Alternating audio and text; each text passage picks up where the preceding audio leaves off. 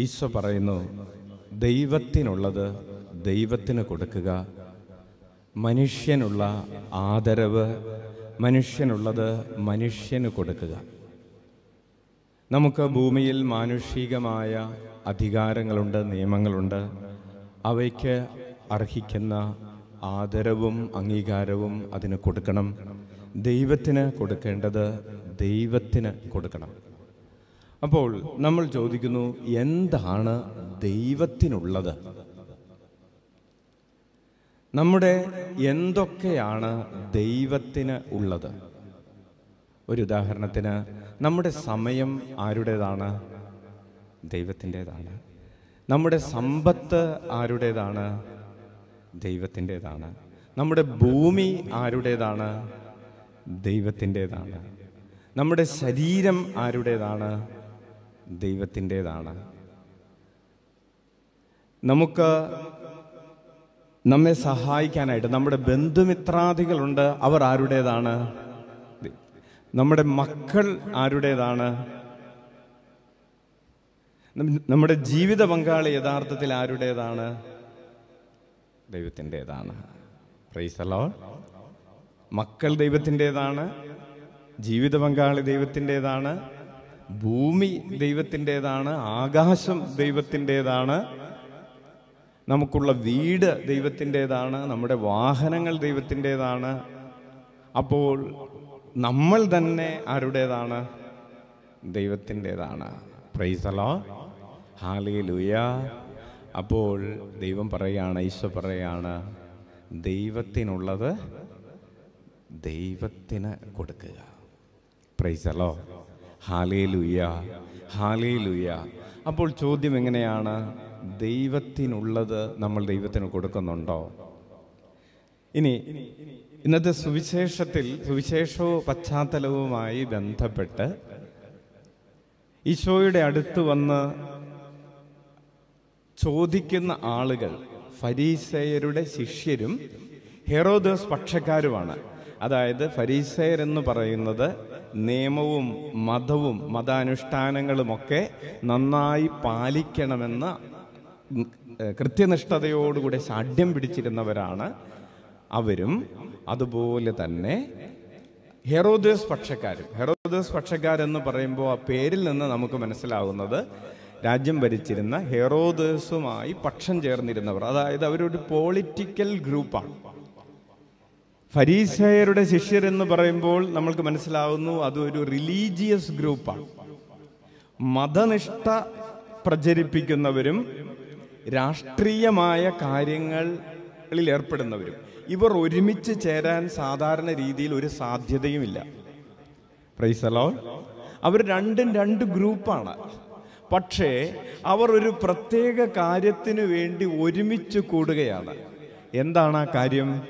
അവർ ഒരുമിച്ച് കൂടുന്നത് ഈശോയെ നശിപ്പിക്കുക, അവനെ കുടുക്കുക എന്നുള്ള ഒരു പ്രത്യേക നിയോഗം വെച്ചിട്ട് ഒരുമിച്ച് കൂടാൻ സാധ്യതയില്ലാത്തവർ, ഒരു പരിധിവരെ ശത്രുക്കളായിട്ടുള്ളവർ ഒരുമിച്ച് കൂടുകയാണ്. നന്മ ചെയ്യാനല്ല, തിന്മ ചെയ്യാൻ വേണ്ടി.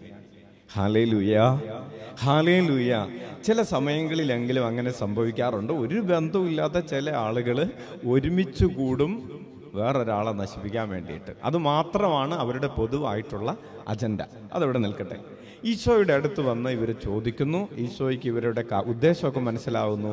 അപ്പോൾ ഈശോ അവസാനം പറയുന്നത് മാത്രമാണ് നമ്മൾ ആവർത്തിച്ച് പറയുന്നത്. ഈശോ പറയുകയാണ്, മനുഷ്യൻ്റെ ഉള്ളത്, അതായത് സീസറിനുള്ളത്.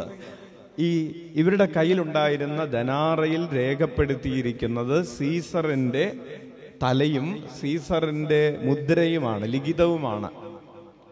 Price the lord. ഹല്ലേലൂയ. അപ്പോൾ ഈശോ പറയുകയാണ്, സീസറിൽ നിന്ന് വന്നത്, സീസറാണ് ഈ കോയിൻസ് പുറപ്പെടുവിച്ചത്, അച്ചടിച്ച് പുറപ്പെടുവിച്ചത് സീസറാണ്. അപ്പോൾ സീസറിൽ നിന്ന് വന്നത് സീസറിലേക്ക് തന്നെ പോകട്ടെ, തിരിച്ചു കൊടുക്കുക, അത് തിരിച്ച് സീസറിലേക്ക് തന്നെ പോയിക്കോട്ടെ.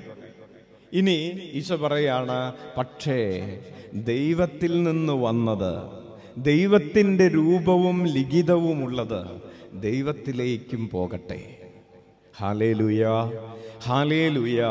ഒന്നാം വായനയിൽ യെശയ്യായുടെ പുസ്തകത്തിൽ നിന്നുള്ള വായനയിൽ സൈറസിനെ കുറിച്ച് ഇതാ വചനം പറയാണ്, സൈറസിനെ അധികാരിയായിട്ട് നിയമിച്ചിരിക്കുന്നത് ഞാനാണ്. വചനം പറയാണ്, സൈറസിനെ എന്നെ അറിഞ്ഞുകൂടാ എങ്കിലും അവനെ അധികാരിയായിട്ട് നിയമിച്ചിരിക്കുന്നതും ഇതാ ബാബിലോണിയൻ വിപ്രവാസത്തിൽ കഴിയുന്ന ഇസ്രായേൽ ജനത്തിന് രക്ഷകനായി ബാബിലോണിലേക്ക് സൈറസിനെ അയക്കുന്നത് ഞാനാണ്. അവൻ എന്നെ അറിഞ്ഞൂടാ, പക്ഷെ അവനെ നിയോഗിച്ചിരിക്കുന്നത് ഞാനാണ്. അതായത് ഈ രാജാധികാരങ്ങൾ ആരുടെ കീഴിലാണ്? നമ്മുടെ രാജാക്കന്മാർ പോലും ആർക്കുള്ളതാണ്?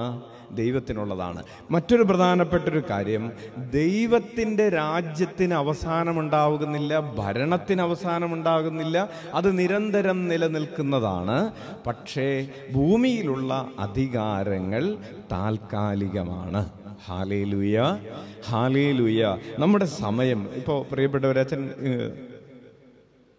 കുർബാനയ്ക്ക് വേണ്ടിയിട്ട് ഒരുങ്ങി ഇങ്ങോട്ട് മുറിയിൽ നിന്ന് ഇറങ്ങാൻ നേരത്ത് എറണാകുളത്ത് നിന്ന് റോസി ആൻറ്റി എന്ന് പറയുന്ന 90 വയസ്സുള്ള ഒരു അമ്മച്ചി വിളിച്ചു.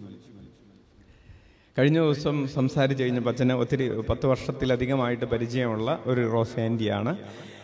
അമ്മച്ചി റോസി ആൻറ്റി വിളിച്ചു കഴിഞ്ഞപ്പോൾ ചോദിച്ചു, അച്ഛന് ഞാൻ ഇന്നലെ 25 പ്രാവശ്യം വിളിച്ചു. ഇന്ന് അച്ഛനെ വിളിച്ചിട്ട് കിട്ടാതിരുന്നിട്ട് മറ്റു പലരോടൊക്കെ പറഞ്ഞ് വേറൊരാൾ വഴി ആണ് അച്ഛൻ വിളിച്ചപ്പോൾ അച്ഛൻ തിരിച്ചു വിളിക്കുകയാണ് ചെയ്തത്. ഈ റോസി ആൻറ്റി പറയുകയാണ്, അച്ഛൻ പറഞ്ഞിരുന്നു കുറച്ച് ജോലികളൊക്കെ നടക്കുന്നുണ്ട് എന്ന് പറഞ്ഞപ്പോൾ റോസി ആൻറ്റിയുടെ സമയം ഈ 90ാമത്തെ വയസ്സിൽ റോസി ആൻറ്റി ഫോണെടുത്ത് പലരെയും വിളിച്ചിട്ട് പറയുകയാണ്, ജോലികളൊക്കെ നടക്കുന്നുണ്ട്, അച്ഛനെ നമുക്ക് സഹായിക്കണം. ഹല്ലേലൂയ. അതായത് സമയം, ആൻറ്റി പറയാണ്, ഒരു ആലയത്തിൻ്റെ ജോലി എന്ന് പറയുന്നത് അത് എൻ്റെ തന്നെ കർത്താവിൻ്റെ ആലയത്തിൻ്റെ ജോലി എന്ന് പറയുന്നത് അത് എൻ്റെ തന്നെ ജോലിയായിട്ട് കണക്കാക്കുന്നത് കൊണ്ട് എനിക്ക് ഉറങ്ങാൻ പറ്റുന്നില്ല. ഇത് തീരുന്നത് വരെ ഞാൻ ഉറങ്ങുകയില്ല. ഹല്ലേലൂയ, ഹല്ലേലൂയ. എന്നിട്ട് ആൻറ്റി അച്ഛനോട് നിർബന്ധിച്ച് പറയുകയാണ്, അച്ഛൻ ഞാൻ കുറേശ്ശെ ആരെയിൽ നിന്നെങ്കിലും എന്തെങ്കിലുമൊക്കെ മേടിച്ച് തരുന്നത് അച്ഛൻ കടം വീട്ടാൻ വേണ്ടിയിട്ട് ഉപയോഗിച്ച് കൊള്ളാം എന്നൊരു വാഗ്ദാനം ചെയ്യുമെന്ന്. അച്ഛൻ പറഞ്ഞു 100 വട്ടം വാഗ്ദാനം ചെയ്യുന്നു എന്ന് പറഞ്ഞു. Hallelujah, hallelujah.